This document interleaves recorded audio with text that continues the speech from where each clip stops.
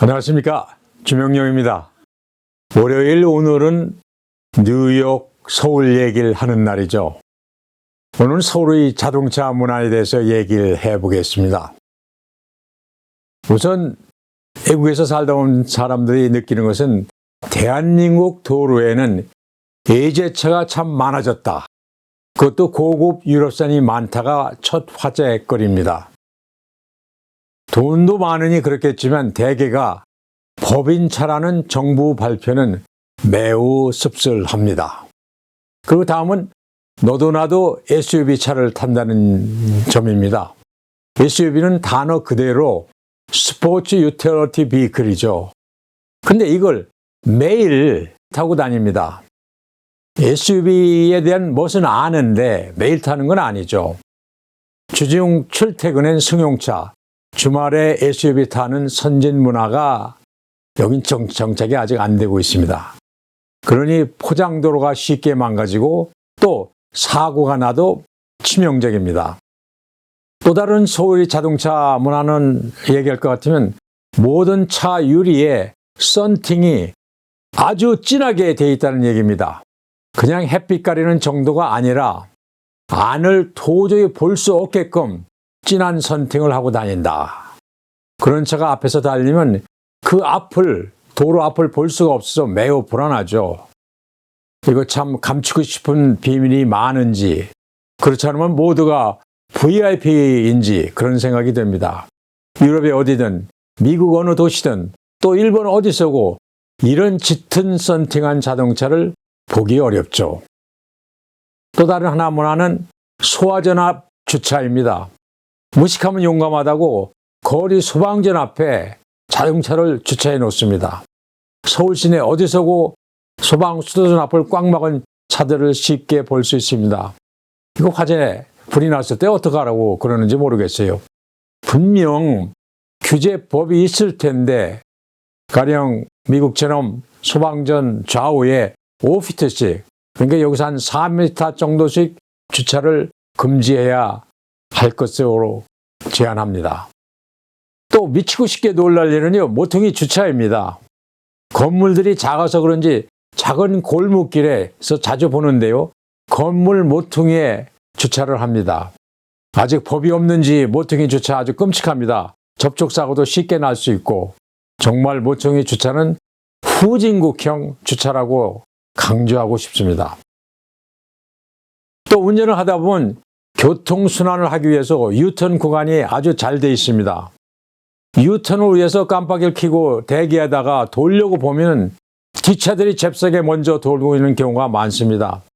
이거 깜짝 놀라죠. 놀라기도 하지만 접촉사고도 쉽게 날 수 있죠.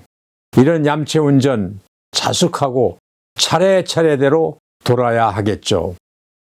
서울운전 또 하나 특색은 하나같이 넓은 주차장이 있어도 주차하는 모습은 전부 전면 주차를 안 하고 꼭 차를 돌려서 후면 주차를 해놓는다는 그런 모습입니다. 아마 나갈 때 대비해서 빨리 나가라고 그런진 몰라도 준비성 하나는 대단하다. 이것도 특색 있는 한국 주차 방법의 하나로 봅니다. 이 신호등 없는 도로에 표기된 정지, 스탑 사인이죠. 이걸 잘 안 지킵니다. 일단 정지 사인은 이거 생명 사인이죠.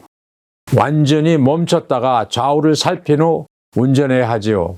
아무도 없는 내거리에서 완전히 멈췄다 떠나는 운전자, 미국 영화 같은 데서도 많이 봅니다만 실제로 미국 도로에서 그렇게 합니다.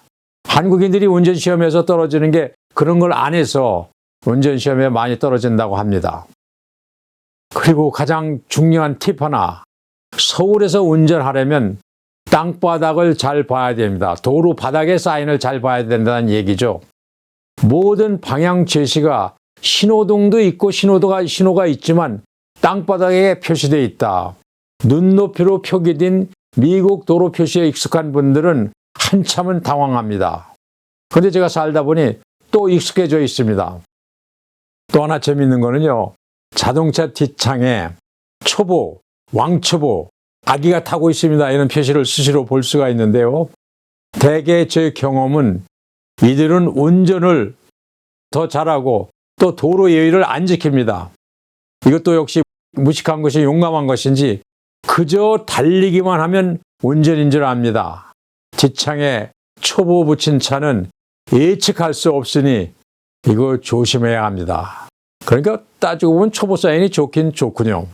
또 양쪽 깜빡이 얘기입니다. 양쪽 깜빡이는 긴급용 신호 표시거든요. 어떤 사고가 났을 때 그럴 때 쓰는 건데요. 차가 고장이거나 위험 표시용을 알리는 신호죠.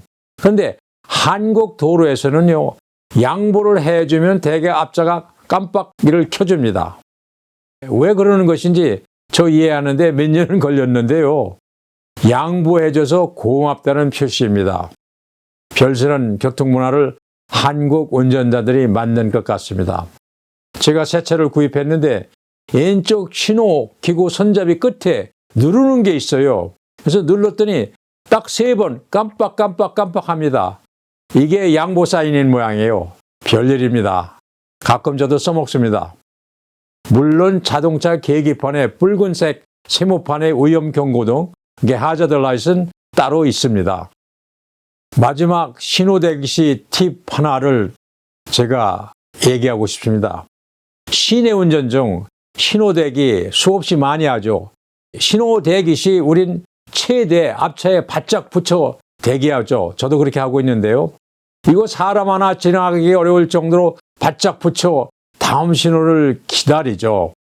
제가 미국 생활에서 얻은 운전 지식 중 하나는 신호 대기 시 반드시 앞차의 뒷바퀴 2개를 볼 수 있어야 한다는 얘기입니다. 당장 운전 시 한번 해보세요. 앞차의 뒷바퀴가 보이는 거리, 이게 삶의 지혜입니다. 또는 차 한 대기를 두고 신호 대기를 하라는 얘기도 많이 하는데요. 이 2개가 다 겸용해서 쓸 수는 있습니다. 그런데 가끔은 얌체 운전자가 그 틈을 타서 차머리를 들이밀고 끼입니다. 왜 거리를 둬야 하는지는 스스로들 깨닫게 되실 것입니다. 미국에서 흔히 하는 얘기인데요. 택시 운전을 25년이나 한 분이 미국 도로 운전에 몇 차례 떨어진 얘기는 아주 오래 전설처럼 내려오는 얘기입니다. 그냥 끼어들고 깜빡 신호도 미리 안 주고 멈춤 등을 안 지킨 그런 한국식 운전은 미국에서 안 통합니다. 그러니까 면허를 안 주는 것이죠. 네, 주명용의 미국 생활 얘기. 오늘은 한국의 교통 문화에 대해서 제가 겪은 얘기를 나눠봤습니다. 제가 동남아 은퇴업 결성 작업을 위해 출장을 나갑니다. 코로나로 나가지 못했는데 정말 오랜만에 나가는 해외 출장입니다. 소식 전하겠습니다. 구독, 좋아요, 도로 같이 해주시기 바랍니다. 감사합니다.